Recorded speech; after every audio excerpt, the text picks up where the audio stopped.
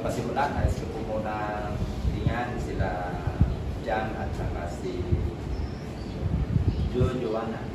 Okay, tumayo. Okay, Jan, bukal ba sa iyong kalooban ang pagtungo sa dakong lugar na ito upang makasalang si Jojoana? Yes po. Nais ko ba siya makasama mula ngayon habang kayo dalawa ay nabubuhay? Habang buhay po. Okay, palakpakan naman natin.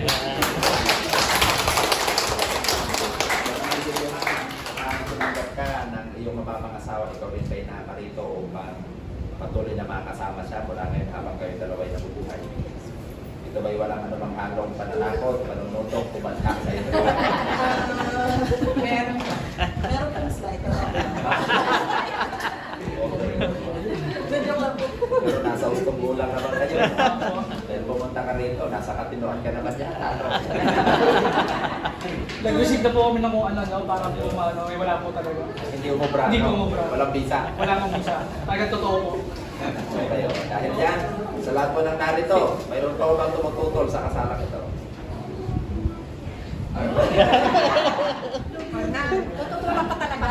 Pastor, kakahintulot upang makasal si Joanna kay Jan. Asan yung pere? Pala po kayo? Pinamimigay na po. Oo, Sigurado expert po na kayo. yun. Sigurado. Walang pabiyan ito. Wala mo. Sa inyong palagay, mapagkakatiwalaan ko si Jan para sa inyong anak. Abo. Hindi ako. Ako yung Ay, oo. Palalaba. Palalaba. Ano? Tatay. Okay. Wala mo tayo magagawa. Nasa ustong edad na kasi, no? Oo. Parang ganun, kailangan habulin na, ano? Wala na sa kalendaryo, eh. Oh.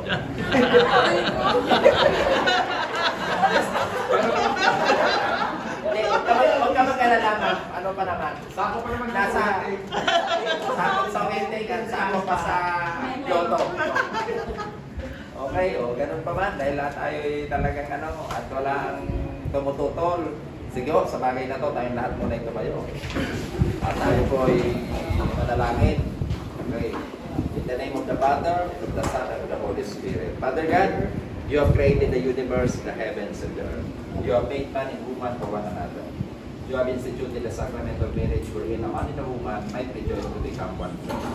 It is for this purpose that we can become to witness the union of Jan and Jojoana in holy matrimony and to share with them on this glorious occasion. As we make their vows to each other before you, we ask your Holy Spirit to bless and sanctify this marriage from this time forth. In the name of the Father, and of the Son, and of the Holy Spirit. Amen. Okay, you may now please be seated. Again, muli po, maraming salamat sa inyo, sa lahat ng narito, no? Sa mga nakikisa sa kasalan na ito ni na Jan at Jojoana, na kung saan laging tatandaan, ano, sa inyong dalawa, napakahalaga na pag-isipan ng mabuti, no? Ano bang bagay na inyong gagawin ngayon? Kasi ito ay isang bagay na hindi pwedeng tanggapin ng sinuman. Kundi mahalaga, dapat na ito ay pinag-isipan ng mabuti, may kaakibat na kainahunan at pananatakot sa ating Panginoon Diyos. Sapagat ang pag-aasawa ay isang regalong ibinibigay niya sa mga lalaki at babae, tunay niyang nagmamahalan. At alam ko naman, sa ganito ninyong mga edad, maaaring ang mga bagay na ito ay talaga napag-isipan niyo na ng mabuti. Kaya sa bagay na ito, mayroon naman kung ilang mga pangaral na dapat ninyong matutunan para magsisilbing gabay sa inyo sa pagpasok ninyo at sa isang panibagong yugto ng buhay. Kaya ngayon, dyan mayroon akong ilang mga tanong na dapat mong masagot. Kung talaga nga bang handa kang pakasalan si Jojoana, at kung hindi mo masagot, may posibilidad na maudlot ang kasalan nito. Okay na sa'yo? Hindi po. Hindi po tayo Baka naman kaya huwag kang pumayag kasi maaaring nakahanda na at ito ay talagang gusto na nilang makatikim ng mainit na sabaw mula sa handa mo. Kaya sa ganong bagay, siguraduhin mo na ang sagot mo ay talagang masasabi natin nandun na sa kahandaan. Ano? Yes. Kaya sa ganon, dahil nga pag-aasawa, nakikita natin ito, hindi lamang kayo talaga masasabing nandun sa edad na talaga masabi natin parang isa lamang yun sa mga qualification para talaga mag-asawa. Pero napakahalaga yung kabuuan. Kaya, buti naman ang liwanag.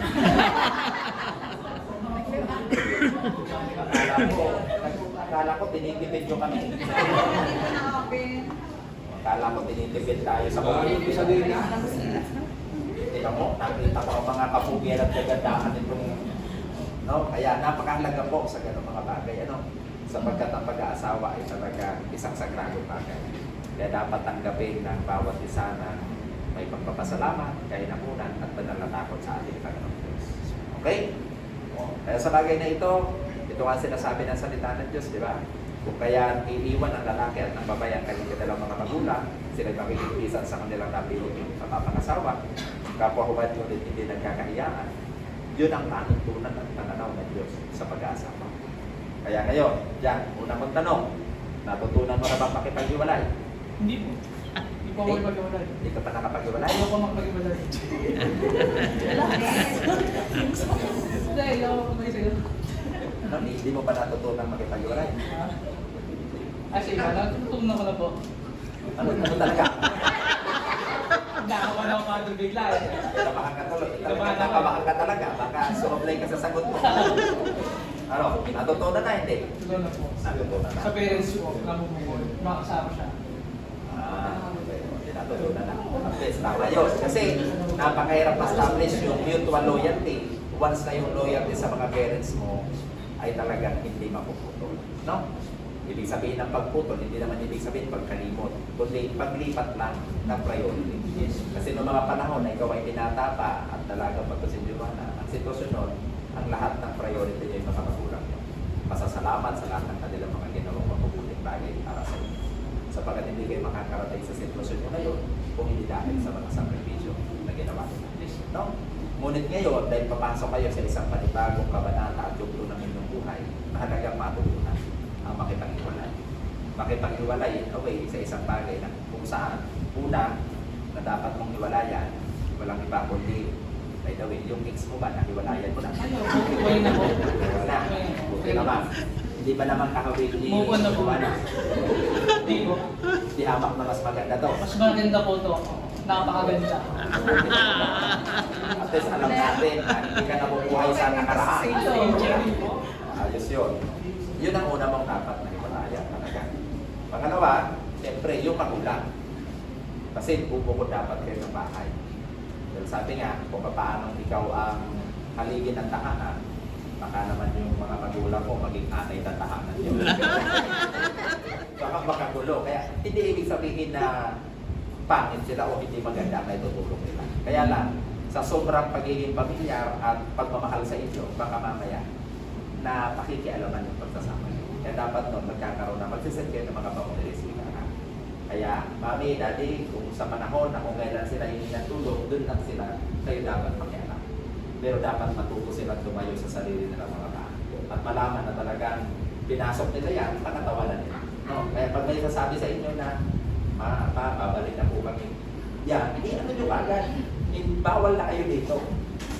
Pinasok nyo yan sa ganang bagay. Dapat panatawanan nyo. Kasi ang nag-aasawa dapat talagang sabi nga, ready and mature. Hindi ka pwedeng kapag nagkatampuhan lang, balik ulit sa nanay at sa tatay. Hindi gano'n. Kundi ito ay isang panghabang buhay na commitment na dapat maginagawa para ng bawat isa. No? Kasi sabi ko nga, ang pag-ibig, hindi laging puro yan emosyon. Yan ay isang desisyon na bagay. At once na nag-desisyon ka, panghabang buhay na desisyon yan. Ano? Para maiwasan ang anumang mga bagay na ngayon pa lang dapat nakaprepare na ito. Okay? Sumunod na dapat na hiwalayan, walang iba kundi mga barkada. Ano? Hindi priority ang barkada ngayon dyan. Ang priority dyan, itong iyo mapapangasawa. Ano? Kaakibat niyan, bisyo. Ano? May bisyo ka ba? Una po. Buti naman. At least dapat maging bisyo mo. Sino Wala. lang? Yan. Yan. Maati ka, walang iba kundi sa kanya. No? Na kung saan yung pagmamahal na dapat mong ibigay. Lahat ng mga bagay na kung saan pagplano mo dapat nakatutok sa asawa. Ano? Kasi bumubo kayo ng isang bagong pamilya na ini-establish nyo yung tinatawag na mutual loyalty. Kasi yung loyalty sa magulang, lilipat sa inyo. Ano? Kaya ang priority nyo ngayon, kayong dalawa. At yung bubuo ng pamilya. Pero pag nangailangan ng mga magulang, bukas pa rin kayo para tulungan. Bilang pagtanaw ng pasasalamat at utang na loob sa mga magagandang bagay na ginawa. Okay? Magkakibat niya na dapat ng hiwalayan. Siyempre, o pagkatapos ba ng kasal na ito, saan ang inyong tuloy? Sabi ko. Bakasyon na Kapag babakasyon. Babakasyon. Susulitin ko namin yung namin. Maming gabi na lang. Susulitin. Saan kayo sa Bicol pupunta? Ligas po. Gaspi, Albay. Makapaputukan ng ano doon, mayon.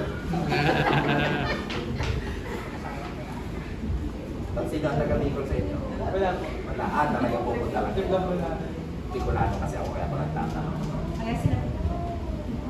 Kaya lang pala ako naibibigay na nila sa inyo. So, yun yun. At least magandang bagay yun. Pero pagkatapos, saan kayo tutuloy? Bahay. Bahay ninyo. Pero gano'ng kalayo? Sobrang layo.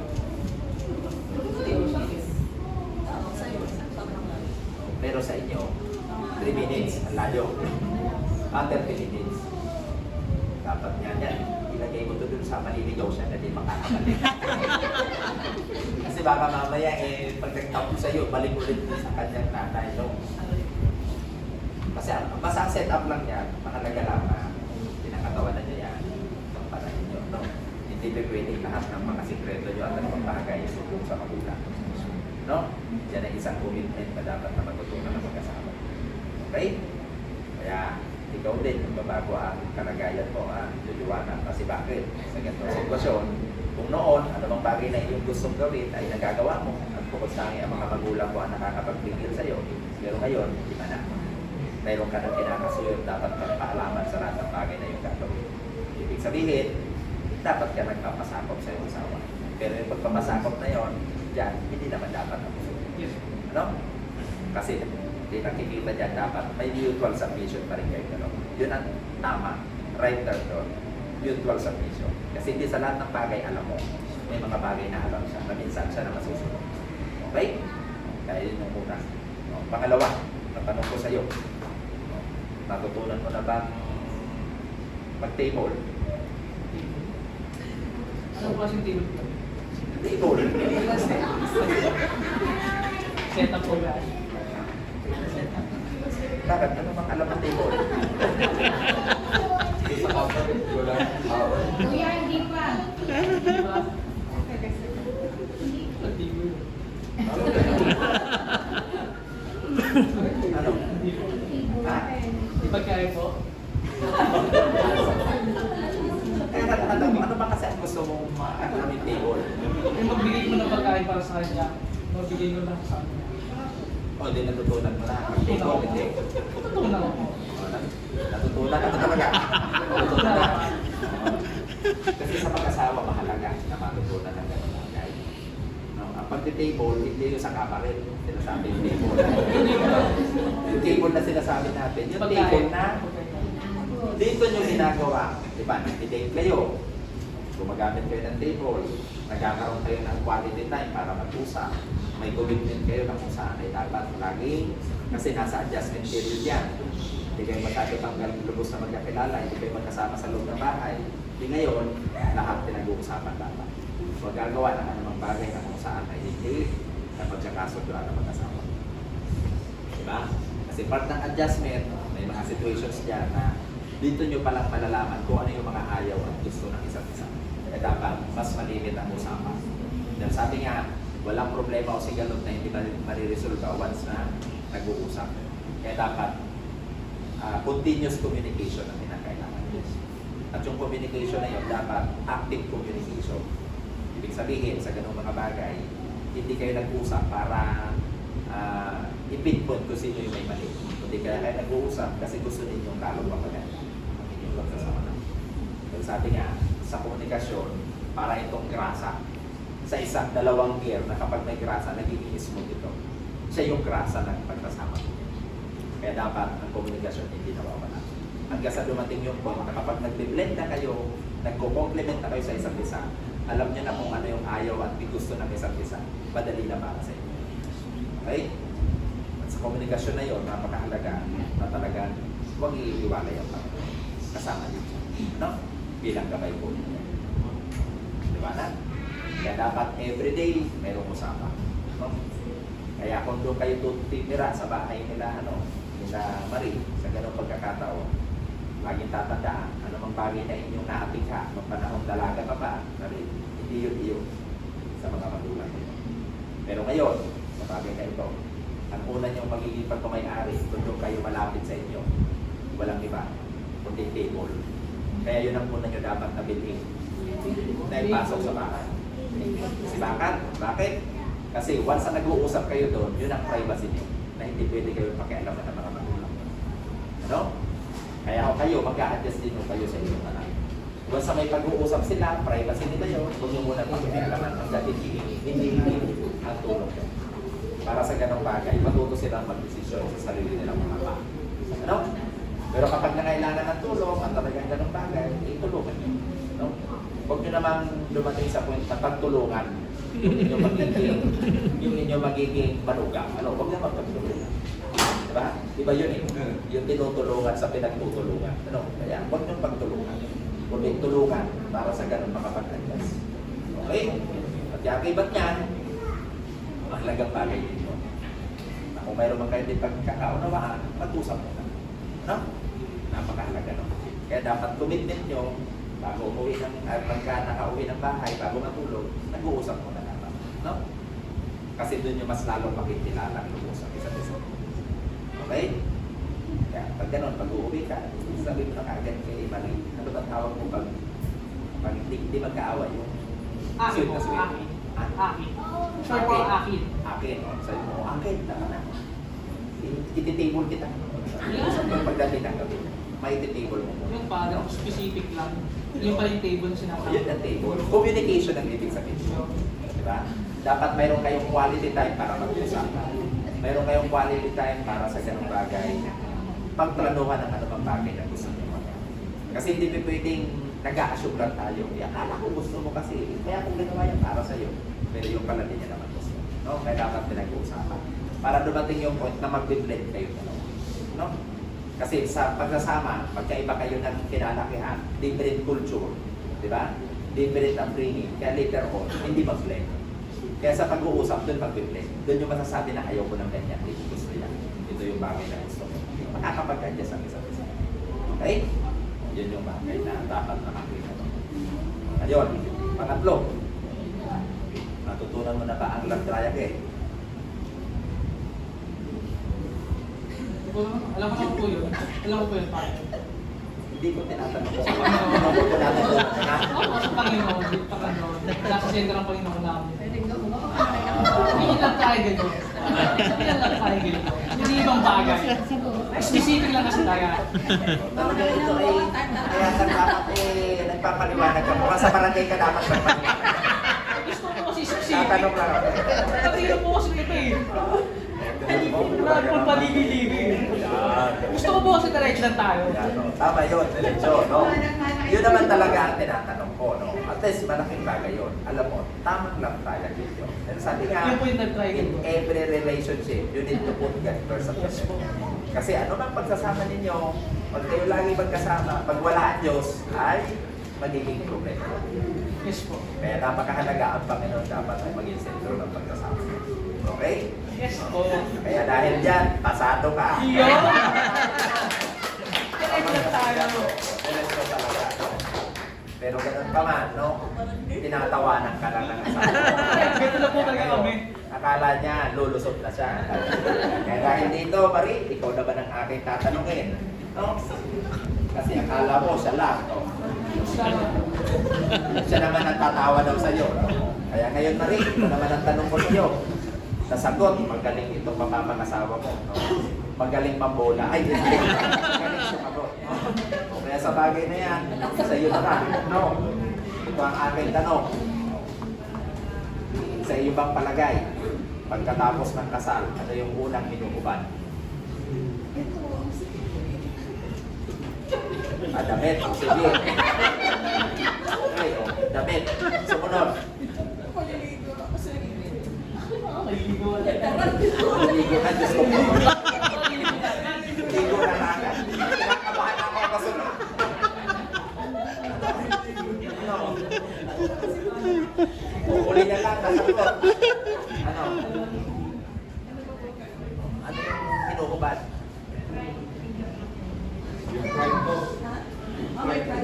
Ha? Ay, yung pride mo. Pwede naman, no? Mayroon ka ba? Mayroon ka? Wala na? Apelido. Doon nakikita talaga ang tatay mo ay talaga to the rescue sa iyo. No? Kaya sa ganung bagay, ang bagay na yun, tama naman. Right, dapat talaga inuubad yan. Pero, ang dapat mong ubarin, no? Kung gusto mo yata, hanin mo na agad. Kaya gusto mo ubarin. Kung excited ka na sa honeymoon, hindi initan ka na kagad. Edit muna ng pagmamahal, no? Hindi mo na edit ng katawan. Sitwasyon dyan, sabi ko, pagkatapos ng kasal, hindi sabihin dito pa. Pero ang isip mo, nasa bahay na kagad. O, ito Mariha, unang umarin, pagkatapos ng kasal, walang iba kundi apelyido mo. Mula sa apelyido mo, Orbis Tondo, ikaw ay magiging... Ay, ikaw, mula sa Manila, magiging Orbis Tondo ka, ha? Yun, ang papalitan mo. Bakit mo tinanong sa ito? Kasi bahagi ng commitment mo, ang apelyido Orbis Tondo, hindi lang si Jan nag-ingat mo, kundi yung kanilang buong pamilya. Kaya sa ganun pagkakataon, huwag mong dudungisan ang apelyido mo. Para naman masabi ng iyong magiging mga biyanan na talagang mula nang mapadapo ka at mapasama ka sa kanilang pamilya, hindi mo dinungisan ang apelyido mo. Kundi kung maaari pa ngayon, parangalin mo pa ang apelyido ito. Okay? Kaya sa maabot ng iyong mga kaya, hindi lamang si Jan yung dapat mong makisamahan. Pinakikisamahan mo ang kanilang buong angka. Okay? At kung maaari pa, mas lalo mo pang bigyan ng karangalan ng apelyido. Okay? Yan ang commitment. Ngayon, dahil pareho naman kayo, hindi masyado nasagot na ni Marie. Kaya ngayon, yan, kailangan kayo magtulong sa huli kong tanong. No? At ito ang aking huling tanong. Dahil doon papasok yung pangatlong prinsipyo. At ang huli kong tanong ay walang iba, kundi sa inyong palagay, sino ba ang inyong kilala? Nakapuhawan pero hindi nagkakahiyaan.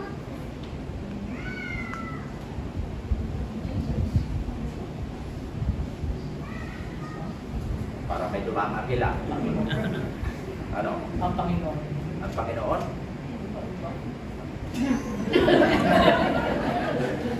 Oh, may tapis naman ha. Si Eva ba? Si Evan si Adan. Sabi ko yung kilala nyo. Ibig sabihin, sa ganung pagkakataon ng panahon na yun, nandun na kayo. Reincarnation pala to. Sino?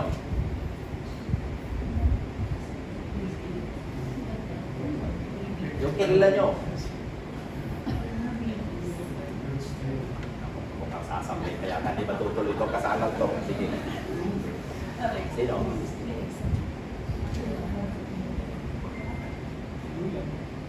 Magulang? Naninilim ka. Sino?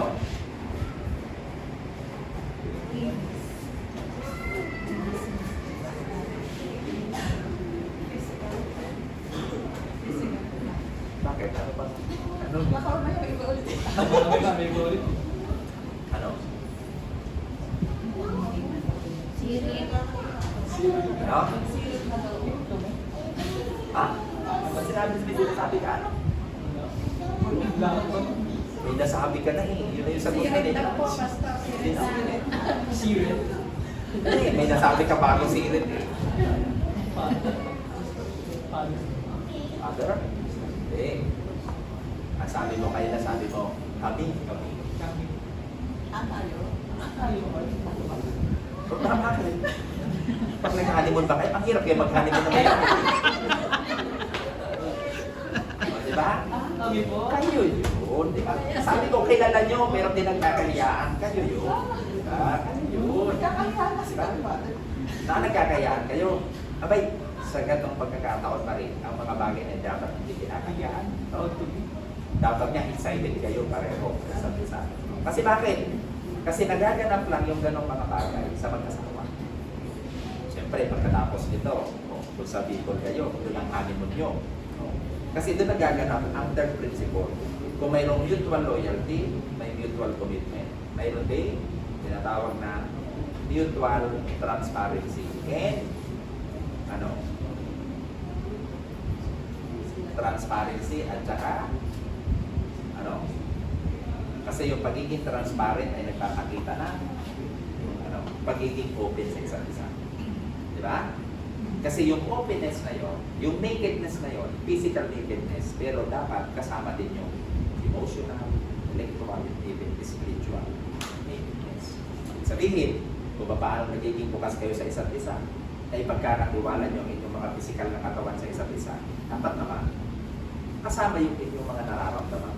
Kasi kalimitan ang mag-asawa kung ba't nag-iiwalay. Kasi timpid na timpid. Mayroong hindi nagugustuhan sa mag-asawa, hindi pa pinag-uusapan. Kaya bandang huli, pag punong-puno na, anong iniisip?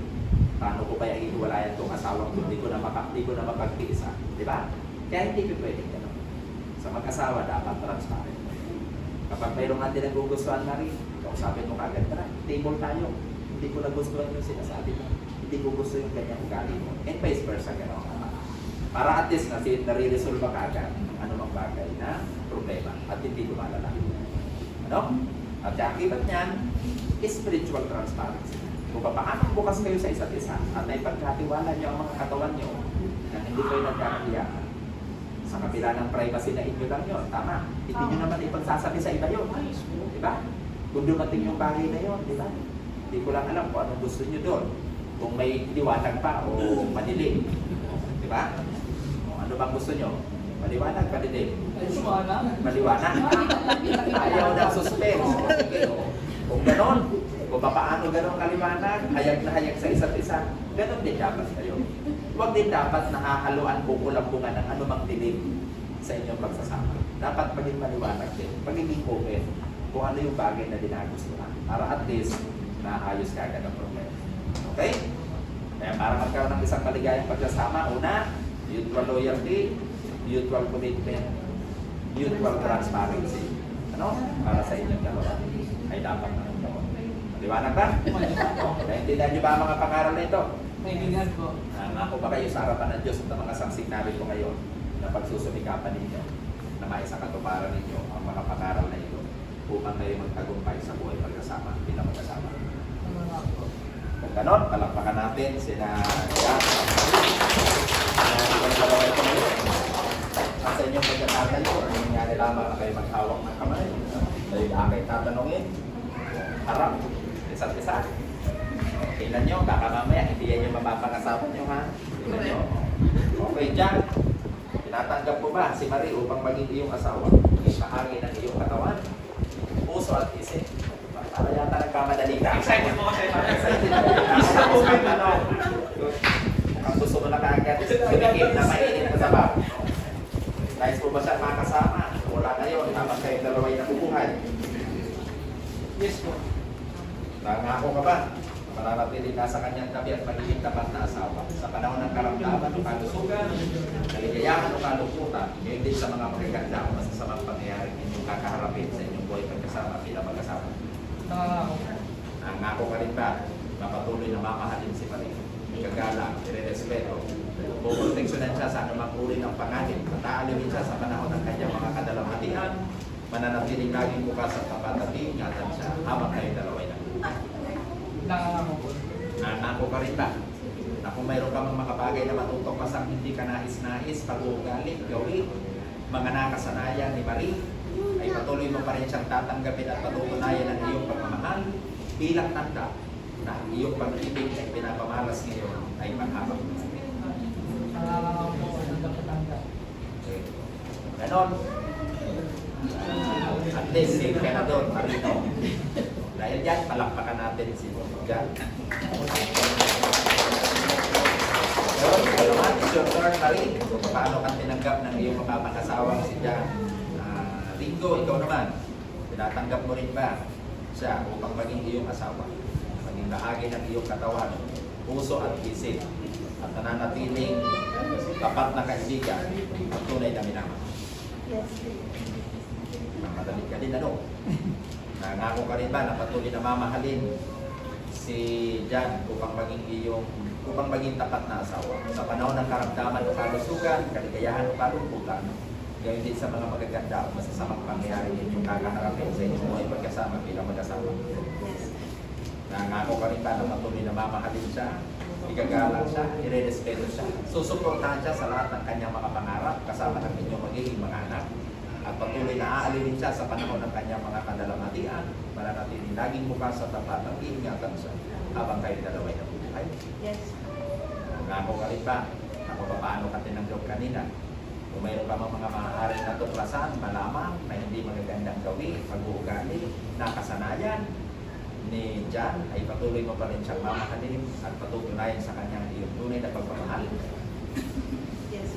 Kung ganon, palakpakan natin si Marie. Dahil dito, sa mga nakalipas sa mga panahon, anumang bagay na pag-uusapan ng bawat tribo ay pinagkakasunduan sa pamamagitan ng tipanan. Isa sa mga simbolo na ginagawa ng bawat tribo ay nagsusugat sa kanilang mga katawan at ito ang nagsisilbi paalaala na sila may tipanan sa ibang tribo. Subalit sa panahon natin ngayon, tayo din ay pumapasok sa isang tipanan. Ito yung tipanan sa pagitan ng Diyos at inyong dalawa. Dito rin pinapakita sa pamamagitan ng simbolo ng singsing na ito, na kung paano ang singsing na ito ay panlabas sa simbolo ng mga panloob na nararamdaman nito sa isa't isa. Tulad ng singsing na ito, kung paano ito ay bilog, sumisimbolo ng walang simula at walang wakas, para matilaman na kayo magmahala ng walang simula at walang wakas. Tulad ng pag-ibig sa atin ng ating Panginoon Diyos ng walang simula at walang wakas. Kung paano ang singsing na ito ay ginto, sumisimbolo ng kadalisayan, na lumalabas ang kakinangan at kagandahan kapag ito'y pinadadaan sa apoy.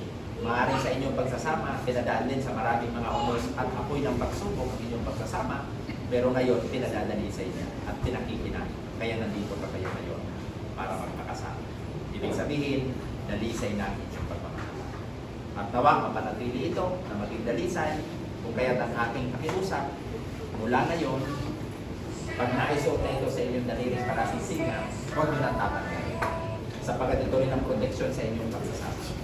Sapagat yung mga taong walang magawa sa buhay, ano ang unang tinitingnan dyan? Tulad yan, ang nagustuhan mo si Maria, ano ang unang mong tinitingnan? Maganda. Ha? Babae. Doon. Tama. Ang unang mong tinignan, yung mukha. Nakita mo maganda. Inside and out. Ayun. Dahil nakita mo yung ganung bagay, sa ganung sitwasyon, saka mo tinitingnan ang daliri. Kasi yung iba, kapag unang tinignan ang daliri, baka mandurukot yun. Diba? Dapat yun muna. At nung nakita mong maganda, kaya sumunod, tinignan mo ang daliri. At nung makita mong wala kang singsing, ibig sabihin, available pa. Diba? Kaya ngayon, susuotan natin ng singsing para mapasa iyo na talaga ng tuluyan. Okay? Kaya ang akin dyan, laging nakasuot dapat ito. Kaya lang kinakabahan ako dahil ito'y ginto. Kapag kayo nagipit, sasandaan lang natin. Ano? Kaya sa ganong bagay dyan, dapat huwag magkukulang at huwag lalagay ito sa balag ng alanganin. Dahil baka mamaya, pag ito'y naisanla nyo, baka pag di nyo natubos sa ganong bagay, mawawala ang simbolo ng inyong ginawang sumpahan at panahon. Okay? Kaya andyan naman ang mga ninong at ninang nyo, mukhang galante naman. Kapag may kailangan kayo, yun ang ipakita nyo. Sabihin nyo, ninong, ninang, pwede bang isanla ito? Ang sagot naman nila, ito po dapat ang sagot nyo. Ay, kung isanla, magkano kailangan nyo? No? I will write the check. Yan. Para hindi nila maisanla ito. Ano? Kahit man sinasanla sa inyo, bigyan nyo na lang. Okay? At least, palakpakan nyo naman itong mga ninang. Malaki. Bibigyan lahat sa inyo. Ayun. Hindi ko ba yung masusunod sa ano mga personal vow na gusto ko marinig mula sa inyo. Kaya ngayon, yun ang gagawin natin ngayon. Ha? Kaya ikaw mauuna dyan, sumunod ikaw in response. Pero bago ang lahat, atin mo natin panalangin. Amang banal, makapangyarihan sa lahat. Minsan pa, amin kong binabasbasan at pinagpapala ang singsing na ito bilang panlabas sa simbolo ng mga panloob na nararamdaman sa pagitan nila dyan at namin. Hiling at dalangin po namin, ikaw nawa po siyang patuloy na maglagay sa kanila pong mga puso at labig ng mga katotohanan nais nilang Panginoong ihayag sa isa't isa. Nawa po hindi lamang ito masasalita, pagkus Panginoon, nandun sa kanila pong mga buhay upang maisa katuparan nila. Upang huwag po silang magkaroon ng mga salitang napangako, pagkus salita, nandun ang pangako upang ito'y ipakita at maipahayag sa isa't isa. Maluwalhati nawa po kayo sa kanila po makabuhay. Ito po Diyos ang aming hilingan dalangin. In the name of the Father, and of the Son, and of the Holy Spirit. Amen. Okay?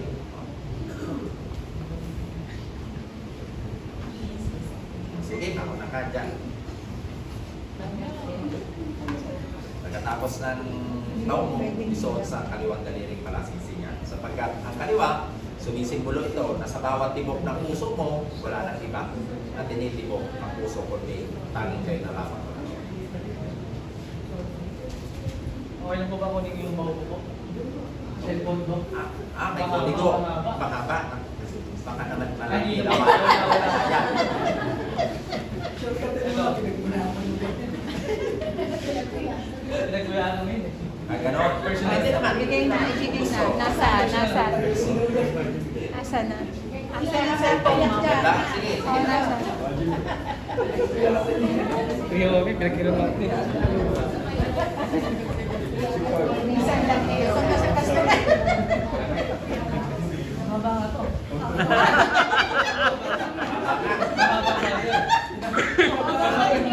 Okay lang. Okay lang.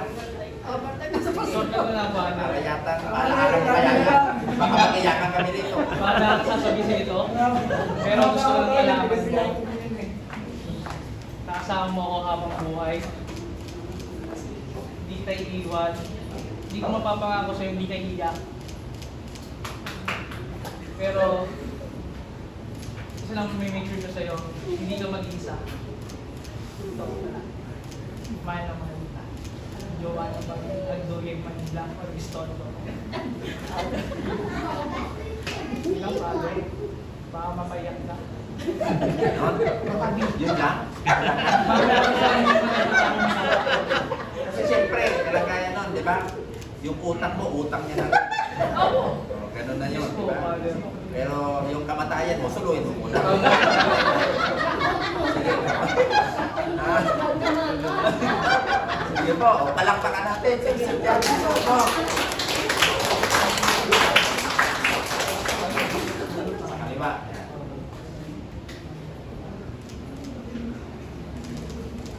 Kaya agad, palakpakan mo natin. Sige, Marie. May natin na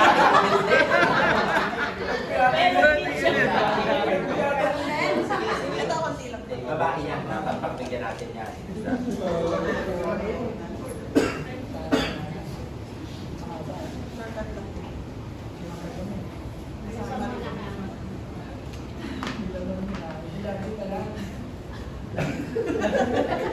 Gutom na ako na may aki and servant. My vow to you is I will never leave your son. Kahit sobrang kupal mo na.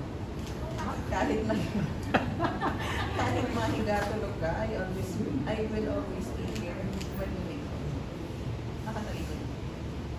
I vow to always let you in everything I do and never let myself down for one. As long as I am alive, I will be your constant. Constant reminder of your big and small wins. Constant reminder of the and motivator of your ambitions. And constant lander at pang-asar sa iyo. I will always be here for you. My most protective husband. I'm looking forward for all the days of our lives together. The worst and the best, the highs and the lows, pipiin ka araw-araw. Hanggang humihinga na, or pwede na. Committed to you for the rest of my life. Wow. Sige, suot.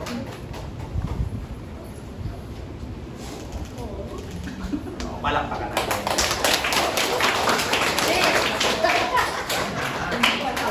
Ayan.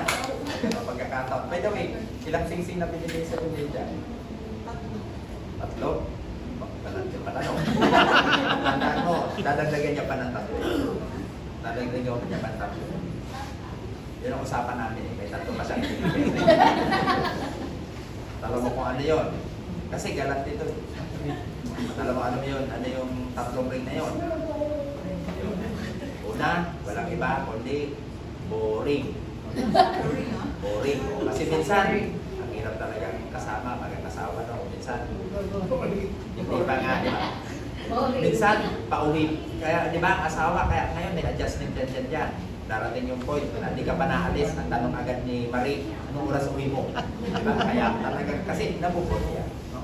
Pangalawa, bearing. Kasi you're also bearing a child. No? Bibigyan ka ng anak, di ba? At panghuling ring, walang iba, kundi suffering. Hindi, sa buhay magkasama, di ba sabi niya nga, hindi niya pinapangako sa'yo na hindi ka hihiya, pero kasama siya sa diba? Kasi parang talaga yun ang buhay magkasama, ang suffering. Pero walang anumang suffering na hindi makakayanan kung magkatuwang kayo at magkasama nyo pinagdadaan. Okay? Kaya katumbas niyan, papalitan niya rin yan ng tatlo. Tatlo. Diba? Walang iba kundi yung sharing, caring, persevering.